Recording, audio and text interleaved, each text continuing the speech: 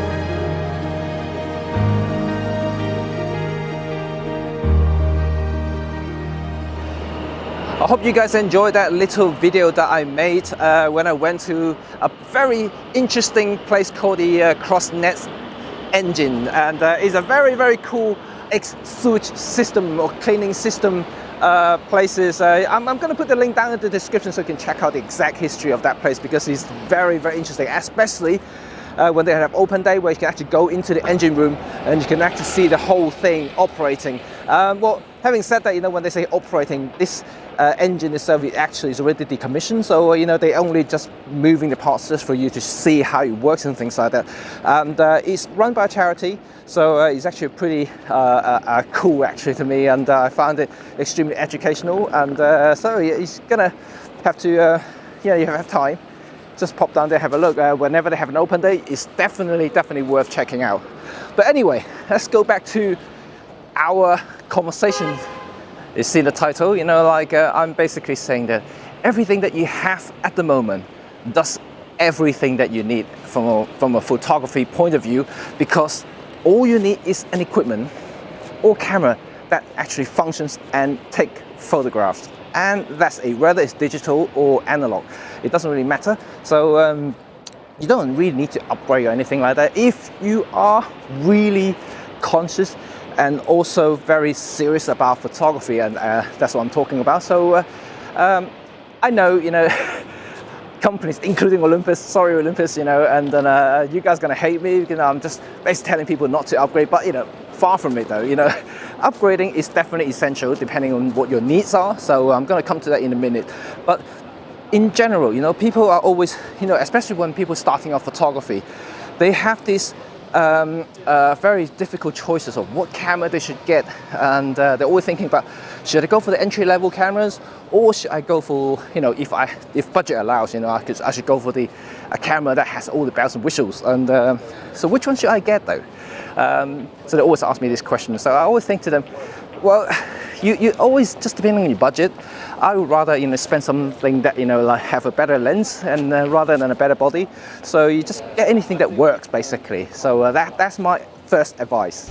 What about features? Like all these latest cameras, all these really awesome automatic features, just basically would blow your minds out.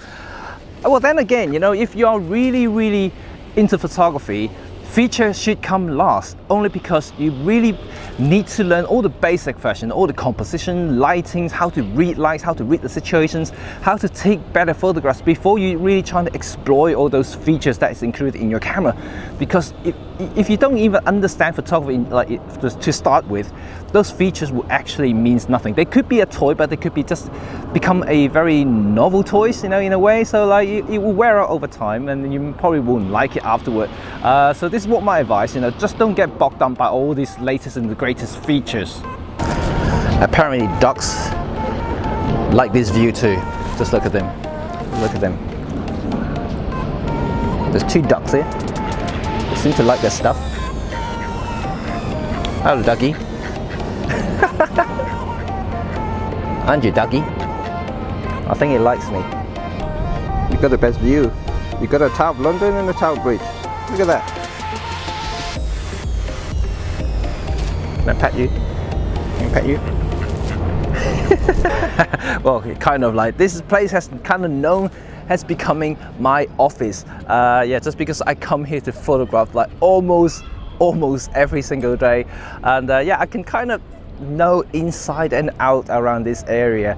But this is something that you ought to have to know as a photographer, you know. And I know I talked about cameras a lot, talked about equipments a lot, you know. I'm in my 101, I talked a lot about, you know, how to prepare yourself as a photographer mentally, and but knowing your places, knowing where you're going is also very critical to take better photographs as well. And so as I always said, you know, cameras are just tools for photographers. So, you know, anything that can expose a photograph is as good as any, really, whether it's going to be a £5 old Russian Zenit cameras, SLR, or to the, you know, like £10,000 Hasselblad. You know, they do one thing, is to take photographs.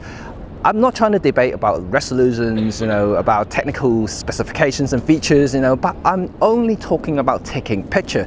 So yes, a £5 camera would do exactly the same thing as a £10,000 camera. So there's no difference in that regard.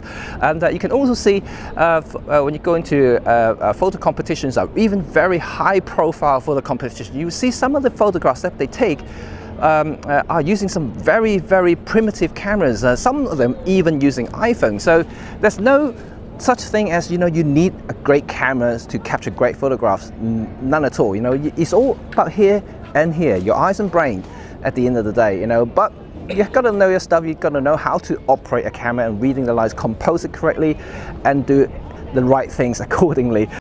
So when do you need a more expensive camera then?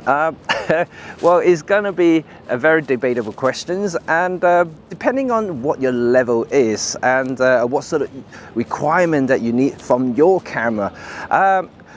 I know what I just said about, you know, like all you need is something that takes photograph, but let's say if you're a professional, if you are very serious about things, you know, certain features that assist you to get more stuff more accurately and more reliably. And I think I kind of made the point here, reliability is definitely one of the key points here. For instance, you're paying for higher grade cameras for one thing, insurance. And well, not insurance in terms of insuring your camera or yourself or whatever, you know, but it's all about insurance of taking that extra step to making sure that you in any sort of given conditions and situations, you will be able to take that shot. That will be either going to be low light situation, card failure preventions, rugged body from like harsh environmental conditions, and yeah, this kind of thing I'm talking about. So this is the insurance, the premium you pay for what you may need in that sort of situations. So as a professionals, you know, like your cameras will be subject to all kinds of abuses, and I'm not joking. You know, you do abuse your cameras once you become a professional. You cannot really look after it as well as a amateur, for instance. You know, it just can't, you know, because you'll be concentrating on getting the job done, taking the photograph that you need to take to satisfy your clients or your requirements, and the camera essentially, it really is a tool. So, you know, you really can't look after it as well as amateur, for instance.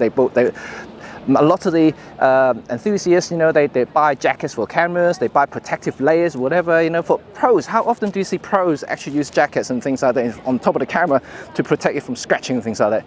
Not many. You know, they use that stuff to take photographs. I think they get more enjoyment out of seeing the great photograph they take rather than looking at the pristine camera body and lenses. And so, you know, all my cameras have been scratched up, to be quite honest, and apart from a new one.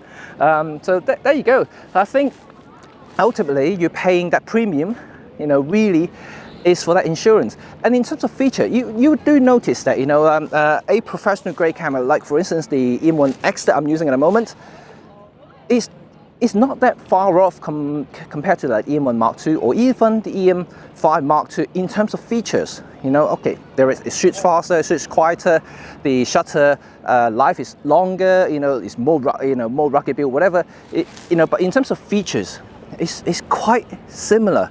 That's why people can't justify saying, you know, oh, EM1X, why does this cost so much more when you can do the same thing for half the price of an EM1 Mark II? And then the things they don't understand is that insurance part that I just mentioned. So you really do have to kind of appreciating that. If you don't, it really doesn't matter, because this may not be the camera for you, but for pros out there, they will see the value and why the EM1X costs so much. And in fact, if you look at the equivalent in full frame term, they cost even more money. So people can't compare apples and oranges all the time, which just doesn't really make sense to me. And they still do, but that's them. To me, I think the EM1X, from a pro point of view, is definitely worth every single penny. So I guess I've made my point, and hope you guys enjoyed this video. I'm going to talk a little bit more about stuff in general. I am actually waiting for my clients. In about an hour time, they're going to turn up for a surprise proposal. I would try to do a not live coverage, but I will try to record one in the near future, and just to show you guys how a proposal works. But sometimes it's quite difficult because I have to gain the permission from my client, just to video the whole process, and sometimes they would like to keep it private. So not often I can show you guys a lot of the details that I've about my work. So I do apologize, but hopefully one day I'm going to do a live coverage, or not live coverage, a recorded coverage, so you guys can see how I work and things like that. So yeah, we'll see what happens, and then in the future, and I'll try to keep you updated as it goes. Anyway, so you guys enjoy your day, and the sun has gone, but it's a very bright day today, and very cloudy, but it's still a beautiful day as long as it's dry. So happy day, guys, and happy shooting.